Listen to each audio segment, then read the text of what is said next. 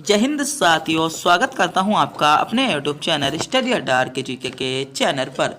साथियों, आज हम इस वीडियो में उत्तर प्रदेश पुलिस से रिलेटिव हिंदी के कुछ महत्वपूर्ण प्रश्न कवर करने वाले हैं। आज के जो 37 क्वेश्चन हैं वे सभी गोल्डन क्वेश्चन होने वाले हैं और जो अधिक से अधिक क्वेश्चन आपको एग्जाम की दृष्टि से बहुत इंपॉर्टेंट क्वेश्चन होने वाले हैं। तो वीडियो को पूरा जरूर देखिएगा। तो बिना टाइम गवाए करते हैं वीडियो को स्टार्ट। आपका क्वेश्चन है, निम्नलिखित वाक्यों में से शुद्ध वाक्य को आपको पहचानना है। आपके सामने 4 विकल्प दिए हैं, इनमें से आपको एक वाक्य को चुनना होगा। अगर आप इन क्वेश्चनों का जवाब जानते हैं तो मेरे बताने से पहले कमेंट बॉक्स में ही बता सकते हो। तो आपको शुद्ध वाक्य को इसमें पहचानना था। इसमें शुद्ध वाक्य क्या पहचान हो जाएगा, इसमें डी विकल्प आपका करेक्ट जवाब हो जाएगा। मैंने एक नाटक का अनुवाद किया, यानी डी विकल्प जिन बच्चों ने भी चुना है वह बिल्कुल सही चुना है। अगर आप भी हमारे चैनल पर नए हो और चैनल को अभी तक सब्सक्राइब नहीं किया है तो चैनल को सब्सक्राइब और प्लीज़ वीडियो को लाइक जरूर कर दीजिएगा। आपका दूसरा क्वेश्चन है, क्रिया के मूल रूप को कहते हैं धातु, काम, पुरुष या काल, बताइएगा। आपसे क्वेश्चन में पूछा गया है क्रिया के, जो आपका क्रिया होती है उसके मूल रूप को क्या कहते हैं। तो मूल रूप को क्या कहते हैं, हम धातु कहते हैं, यानी ए विकल्प आपका बिल्कुल करेक्ट जवाब हो जाएगा। तो आज के आपके जो 37 के 37 क्वेश्चन है, एक से बढ़कर एक क्वेश्चन सेलेक्टेड है और आज का जो आपका स्कोर होना चाहिए वह इन 37 क्वेश्चनों में से लगभग 30 क्वेश्चनों का स्कोर होना चाहिए। आपके इस वीडियो के 30 क्वेश्चन सेलेक्ट होने चाहिए। इस वीडियो के माध्यम से आप यह पता कर सकते हो कि आपकी तैयारी कितनी हो चुकी है और आपको किस लेवल की तैयारी करनी है। दूसरा क्वेश्चन, आपका अगला क्वेश्चन है, अमीर खुसरो किस शैली के लिए प्रसिद्ध नहीं है। अमीर जो खुसरो हैं वह किस शैली के लिए आपके प्रसिद्ध नहीं है। तो विकल्प 4 आपके सामने है। सोचिएगा, समझिएगा और कमेंट बॉक्स में ही बताइएगा जिस क्वेश्चन का जवाब आप जानते हैं। तो जो अमीर खुसरो की शैली नहीं है, कौन सी नहीं है, तो गीत नहीं है। यानी जो बच्चे विकल्प सी की ओर जा रहे थे वे बिल्कुल सही जा रहे थे। सी विकल्प आपका बिल्कुल करेक्ट जवाब हो जाएगा। आपका अगला क्वेश्चन है, परिंदे कहानी निम्न वर्णित में किस कथा पर आधारित है। बहुत ज़्यादा महत्वपूर्ण क्वेश्चन है उत्तर प्रदेश पुलिस के लिए। इस क्वेश्चन को मैं 3 स्टार दूंगा। इस क्वेश्चन को आप नोट कर लीजिएगा, बहुत इंपॉर्टेंट क्वेश्चन होने वाला है। परिंदे कहानी निम्न वर्णित में से किस कथा पर या किस कथाकार की है, बताइएगा किस पर आधारित है। बहुत इंपॉर्टेंट क्वेश्चन है। तो कौन हो जाएगा, निर्मल वर्मा। सी विकल्प जिन बच्चों ने चुना है वह बिल्कुल सही चुना है। सी विकल्प आपका बिल्कुल ही करेक्ट जवाब हो जाता है। आपका अगला क्वेश्चन है, सदैव। सदैव शब्द का विच्छेद दिए हुए विकल्पों में से कौन सा है, बताइएगा। सदैव, आपको इनमें से संधि विच्छेद चुनना होगा। जो सदैव शब्द है उसका विच्छेद आपका कौन सा हो जाता है। महत्वपूर्ण क्वेश्चन है, सेलेक्टेड क्वेश्चन है। सोचिएगा, समझिएगा, क्वेश्चन को ध्यान से पढ़िएगा और उत्तर को बताइएगा। तो क्या हो जाएगा, तो सदा प्लस एब, यानी जो बच्चे विकल्प डी की ओर जा रहे हैं या डी विकल्प को चुनने वाले बच्चों का जवाब बिल्कुल करेक्ट जवाब होगा। अगला क्वेश्चन है आपका, बिल्ली। बिल्ली का आपको बहुवचन बताना होगा। तो विकल्प आपके सामने है, 4 ऑप्शन आपके सामने शो हो चुके हैं। सोचिएगा, समझिएगा और बताइएगा कि बिल्ली का आपका बहुवचन क्या हो जाता है। तो बिल्ली का बहुवचन क्या हो जाएगा, तो बिल्ली का बहुवचन आपका बिल्लियां हो जाता है, यानी ए विकल्प बिल्कुल करेक्ट जवाब हो जाएगा। आपका अगला क्वेश्चन है, चमक उठी सन सतबान में वो तलवार पुरानी थी, इस रस भेद बताइए। आपको बताना होगा कि यह जो आपकी पंक्ति है यह आपके कौन से रस की दी गई है। ऑप्शन है भक्ति रस की, वीर रस की, हास्य रस की या श्रृंगार रस की। तो पंक्ति को ध्यान से पढ़िएगा और बताइएगा कि इसमें आपके कौन सा रस आपका हो जाएगा। तो बताइएगा कौन सा रस हो जाएगा। तो कौन सा रस हो जाता है यहाँ पर, तो वीर रस यहाँ पर हो जाता है, क्योंकि पंक्ति में आपकी वीरता की बात की गई है। तो वीर रस आपका हो जाएगा। तो क्या हो जाता है, वीर रस को चुनने वाले बच्चे बिल्कुल सही चुन रहे हैं, यानी कि वीर रस आपका सही जवाब हो जाता है। आपका अगला क्वेश्चन है, चौपाई के प्रत्येक चरण में कितनी मात्राएं होती हैं। तो बताइएगा, चौपाई जो आपका छंद होता है उसके चरण में, प्रत्येक चरण में आपकी कितनी मात्राएं होती हैं। 20 मात्राएं होती हैं, 17 मात्राएं होती हैं, 15 मात्राएं या 16 मात्राएं। तो विकल्प आपके सामने शो हो चुके हैं। आपको चुनना है और आपको बताना है कि चौपाई के प्रत्येक चरण में कितनी मात्राएं होती हैं। तो चौपाई के प्रत्येक चरण में कितनी मात्राएं होती हैं, तो आपकी चौपाई के प्रत्येक चरण में 16 मात्राएं होती हैं, यानी कि जिन बच्चों ने डी विकल्प को चुना है वह बिल्कुल सही चुना है। चौपाई के प्रत्येक चरण में आपकी 16 मात्राएं होती हैं। कितनी होती हैं, 16 मात्राएं होती हैं। आपका अगला क्वेश्चन है काली घटा का घमंड घला अलंकार बताइए। यमक अलंकार, उपमा अलंकार, अनुप्रास अलंकार या रूपक अलंकार। काली घटा का घमंड घटा, उपयुक्त पंक्ति में आपका कौन सा अलंकार हो जाएगा? तो क्या हो जाएगा? घटा शब्द 2 बार आया है और दोनों बार क्या है, एक विशेष अर्थ लेकर आया है। तो इसमें आपका कौन सा अलंकार हो जाता है? तो यहाँ पर आपका यमक अलंकार हो जाता है। कौन सा अलंकार? यमक अलंकार, यानी विकल्प ए आपका यहाँ पर बिल्कुल सही जवाब हो जाएगा। एक बार फिर से बता दूं, वीडियो को पूरा देखिएगा और वीडियो के अंत में हमने आपको एक क्वेश्चन का टेस्ट दिया है जिसका जवाब आपको कमेंट बॉक्स में बताना होगा और सारे क्वेश्चन भी सेलेक्टेड क्वेश्चन चलने हैं जो आपसे एग्जाम में पूछे जा सकते हैं। तो वीडियो में बने रहिए अंत तक। क्वेश्चन है वर्णों के कितने भेद होते हैं? वर्णों के कितने भेद होते हैं? 10, 7, 2 या 8? तो बताइएगा आपके वर्णों के कितने भेद आपके हो जाएंगे। वर्णों के आपके कितने भेद होते हैं? तो कितने भेद होते हैं वर्णों के? तो वर्णों के आपके 2 भेद होते हैं। कितने भेद होते हैं? वर्णों के आपके 2 भेद सही जवाब होगा, यानी सी विकल्प की ओर जाने वाले बच्चों का जवाब सही जवाब हो जाता है। आपका अगला क्वेश्चन है निम्नलिखित में से कौन सा शब्द स्त्रीलिंग है? तो आपको बताना होगा। जो आपको 4 विकल्प दिए गए हैं, आपने इनमें से स्त्रीलिंग शब्द कौन सा है? मालिक, कहार, पाठक या योगिनी? तो बताइएगा। स्त्रीलिंग शब्द आपको छांटना है, चुनिएगा जल्दी से जल्दी, बताइएगा कमेंट बॉक्स में बताइएगा। उत्तर अगर आप जानते हैं तो स्त्रीलिंग शब्द आपको छांटना होगा। तो स्त्रीलिंग शब्द क्या हो जाएगा इसमें? तो योगिनी आपका इसमें स्त्रीलिंग शब्द हो जाता है। क्या? योगिनी आपका इसमें स्त्रीलिंग शब्द हो जाएगा, यानी कि विकल्प डी इसमें आपका बिल्कुल ही करेक्ट जवाब हो जाता है। आपको अगला क्वेश्चन है पुल्लिंग का चयन कीजिए। दिए गए शब्दों में से आपको पुल्लिंग शब्द को छांटना है कि आपका इनमें से पुल्लिंग शब्द कौन सा हो जाएगा। ऑप्शन है नायिका, लेखिका, बंधु या धावक। तो बताइएगा पुल्लिंग शब्द कौन सा हो जाता है। सोचिएगा, समझिएगा और कमेंट बॉक्स में बताइएगा कि आपका इनमें से पुल्लिंग शब्द कौन सा हो जाएगा। तो बता दीजिएगा जल्दी से जल्दी। तो पुल्लिंग शब्द कौन सा हो जाता है? तो धावक यहाँ पर आपका पुल्लिंग शब्द होगा। क्या? धावक यहाँ पर आपका पुल्लिंग शब्द हो जाता है। आपका अगला क्वेश्चन है शिक्षक का बहुवचन होगा शिक्षकों, शिक्षिका, शिक्षिकाएं या शिक्षक गण। तो बताइएगा शिक्षक का बहुवचन आपसे क्वेश्चन पूछा गया है। क्वेश्चन आपके सामने है, सोचिएगा, समझिएगा, क्वेश्चन पर थोड़ा सा विचार कीजिएगा और कमेंट बॉक्स में अपने उत्तर को बताइएगा, जज कीजिएगा क्वेश्चन को। शिक्षक का स्त्री बहुवचन क्या हो जाता है? शिक्षक का बहुवचन क्या हो जाएगा? तो शिक्षक गण को चुनने वाले बच्चों का जवाब बिल्कुल सही जवाब है। जो बच्चे विकल्प डी की ओर जा रहे थे वे बिल्कुल सही जा रहे थे। आपका अगला क्वेश्चन है मैं बाजार से कपड़ा खरीदा। मैंने बाजार से कपड़ा खरीदा, रेखांकित में कारक बताइए। कर्ता कारक, करण कारक, कर्म कारक या अभिकरण कारक। यहाँ पर आपका अधिकरण कारक होगा। क्या होगा? अधिकरण कारक होगा। और शुरू में था आपका माँ ने बाजार से कपड़ा खरीदा। तो रेखांकित में आपको कारक बताना होगा। कौन सा कारक आपका हो जाएगा? विकल्प आपके सामने उपस्थित हैं, विकल्प आपके सामने आंखों के सामने आपके शो हो रहे हैं। तो इनमें से ही आपका एक उत्तर है, आपको सही उत्तर मात्र चुनना है। तो इनमें से आपको सही विकल्प को चुनना है। तो आपका सही विकल्प क्या हो जाता है? तो माँ ने बाजार से क्या खरीदा? कपड़ा खरीदा। कहाँ से खरीदा? बाजार से। तो क्या हो जाएगा इसमें? करण कारक आपका हो जाता है। क्या हो जाता है? करण कारक आपका हो जाएगा। कारक कितने प्रकार के होते हैं? कारक आपके 8 प्रकार के होते हैं। कौन कौन से? एक आपका हो जाएगा कर्ता कारक, दूसरा करण कारक, तीसरा संप्रदान कारक, चौथा कर्म कारक, पांचवा अधिकरण कारक, संबोधन कारक और आपका क्या हो जाएगा? विस्मयावधि, या जिसे हम क्या कहते हैं बताइएगा, जिसको हम क्या कहते हैं, जिसमें आपके विस्मयावधि चिन्ह होते हैं, उस क्या हो जाएगा? कारण हो जाता है। तो कारक कितने प्रकार होते हैं? कारक के आपके 8 प्रकार होते हैं। कितने होते हैं? कारकों को हम 8 भागों में बांटते हैं। तो यह बात का आपको पता होना चाहिए। आपसे क्वेश्चन सीधे तौर पर पूछा जा सकता है कि कारक के कितने प्रकार होते हैं।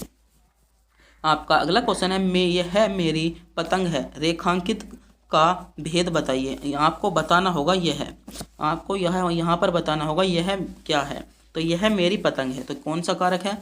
निश्चयवाचक, अनिश्चयवाचक, निजवाचक या प्रश्नवाचक। तो कौन सा सर्वनाम हो जाएगा आपका?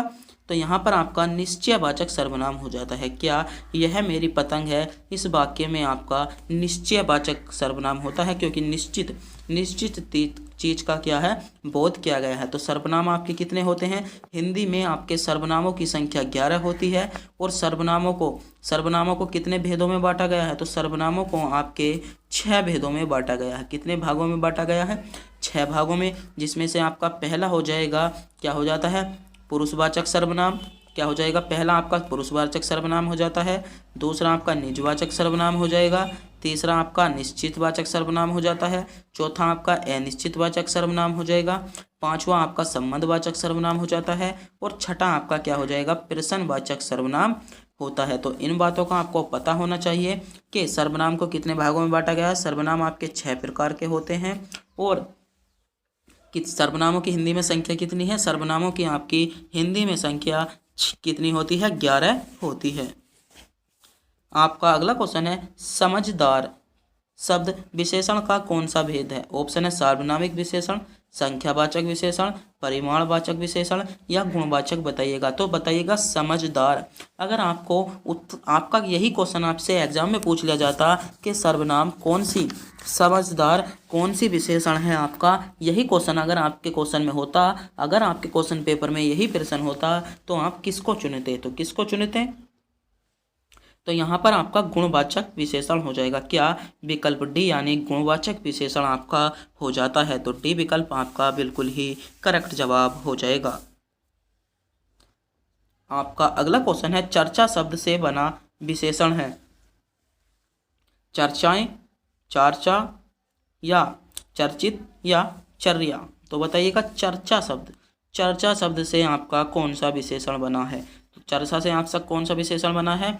तो चर्चित आपका चर्चा शब्द से विशेषण बना है, यानी डी विकल्प आपका करेक्ट जवाब हो जाएगा। क्या?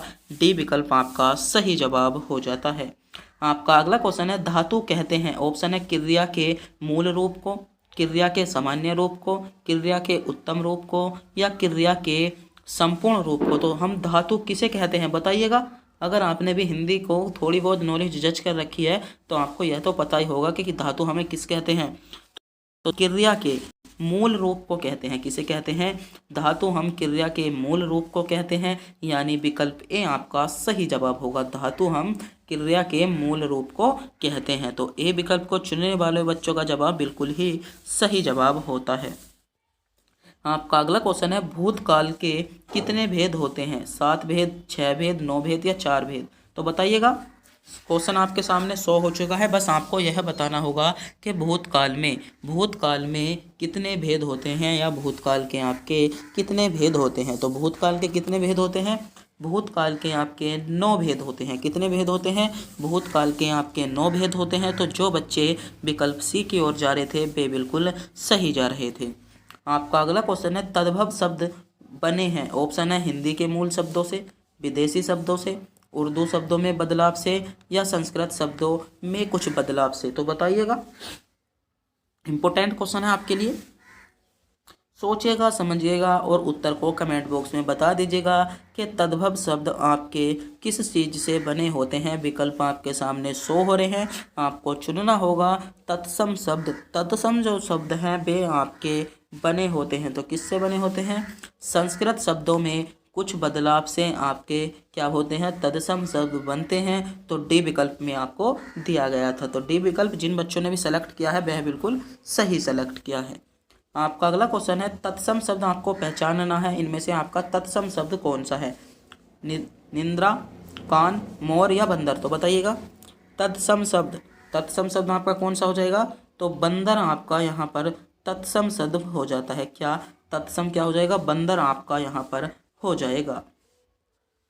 आपका अगला क्वेश्चन है, प्राय शब्दों में से कौन सा समूह सही नहीं है? ऑप्शन है विद्यालय, पाठशाला, विद्यालय और स्कूल, नारी, महिला और औरत, पहाड़, पर्वत, पुस्तक, अग्नि, अनिल, अनल। बताइएगा। इनमें से आपको सही समूह कौन से विकल्प में नहीं दिया है?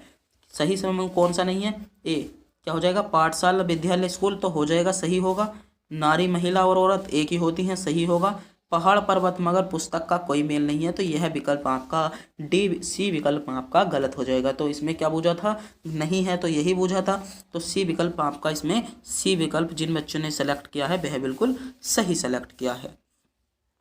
आपका अगला क्वेश्चन है, इनमें से सही विलोम शब्द युग्म कौन सा है? ऑप्शन है आदान प्रदान, आदान निदान, प्रदान विधान, आदान समाधान। तो बताइएगा विलोम शब्द, आपको विलोम शब्दों का सही युग्म छांटना है। विलोम शब्द का आपका कौन सा युग्म सही नहीं है?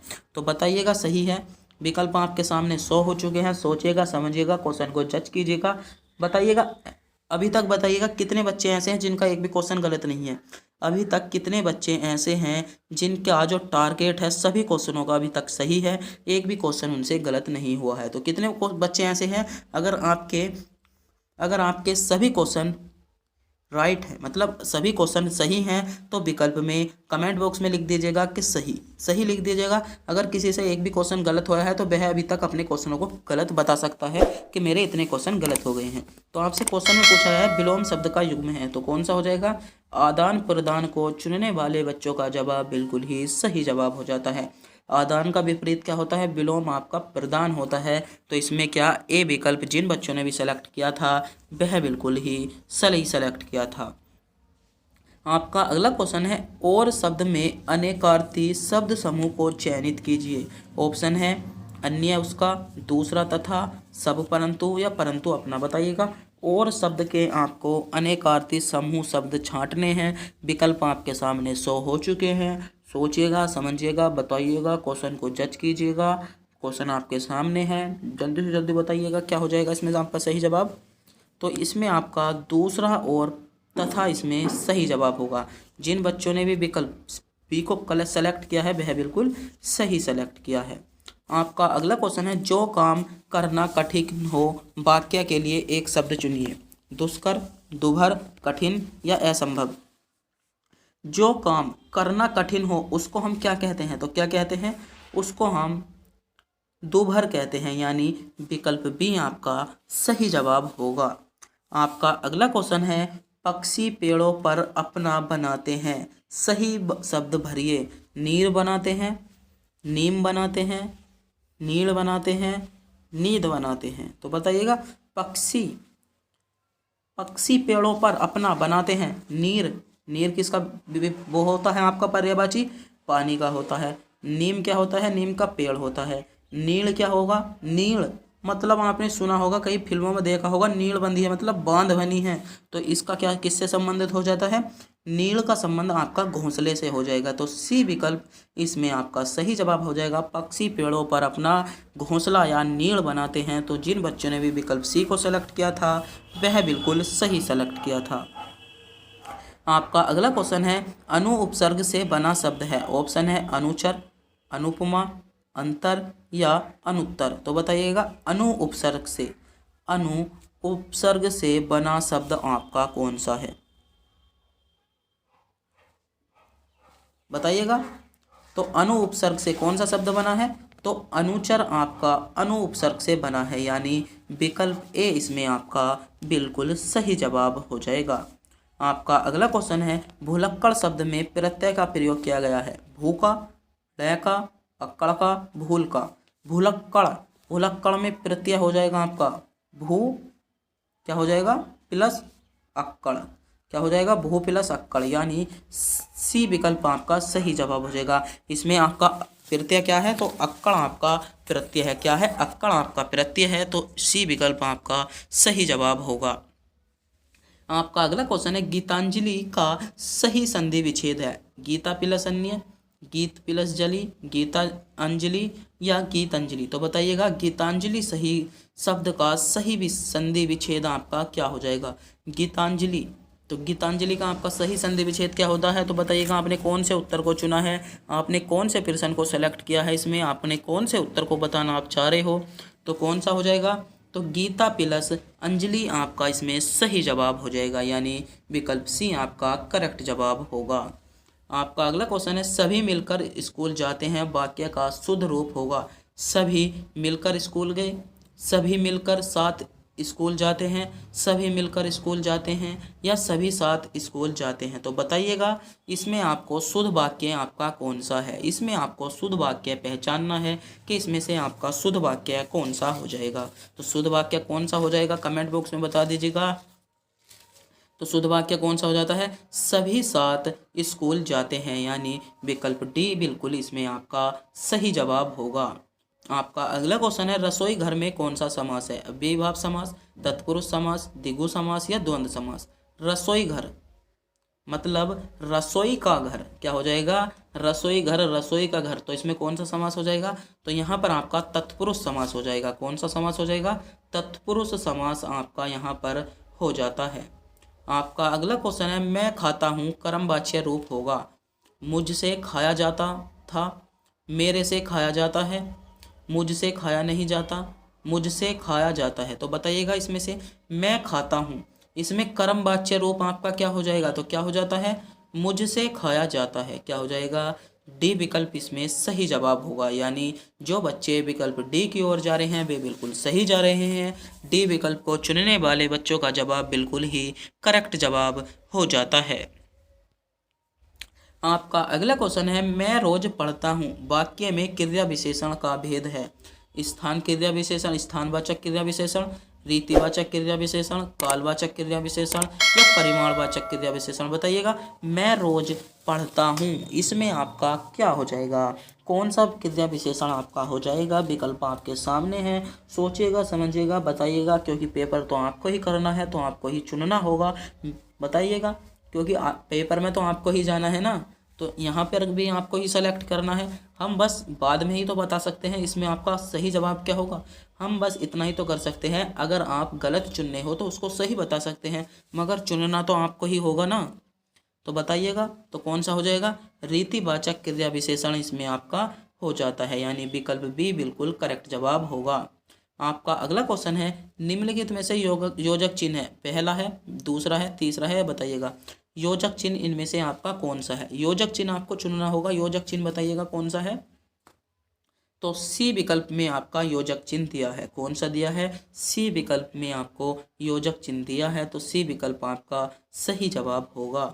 आपका अगला क्वेश्चन है, जयद्रथ वध किसकी रचना है? जयशंकर प्रसाद की, मैथिली शरण गुप्त की, सूर्यकांत त्रिपाठी की या सुमित्रानंदन पंत की? तो बताइएगा, रचना आपसे पूछी गई है, आपको पता होना चाहिए। उत्तर प्रदेश पुलिस में लगभग आपसे 2 से 3 प्रश्न रचना से पूछे जाएंगे, तो रचना आपको बहुत ही ज़्यादा पढ़कर जानी होंगी और रचना को आपको याद करना होगा। तो आपसे रचना पूछी गई थी, तो इसका सही जवाब क्या हो जाएगा? तो बी विकल्प मैथिली शरण गुप्त इसमें आपका सही जवाब हो जाएगा। क्या? मैथिली शरण गुप्त आपका सही जवाब हो जाता है।